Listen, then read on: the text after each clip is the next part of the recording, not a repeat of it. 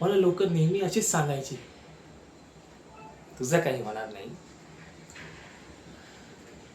पण कदाचित तेव्हा त्यांचं खरंच वाटायचं. पहिलं अपयश धक्काच बसला, दुसरं अपयश मध्ये मन मोडलं, तिसऱ्या अपयशामध्ये तर राहिलेला आत्मविश्वास निघून गेला. मला आठवतं, एका रात्री मी काचेसमोर बघून बोलत होतो की चेहरा भलेही हारलेला दिसतो, पण मन अजून हारलेलं नाही.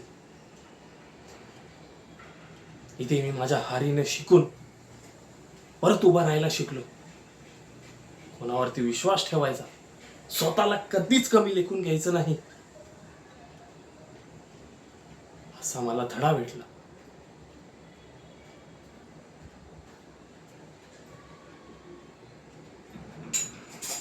मी हार मानली नाही माझ्या स्वतःसाठी, माझ्या स्वप्नांसाठी, आणि या जगाला दाखवायला की माझ्या हारीचे बीज माझ्या यशाची झाडांनी बनवलंय.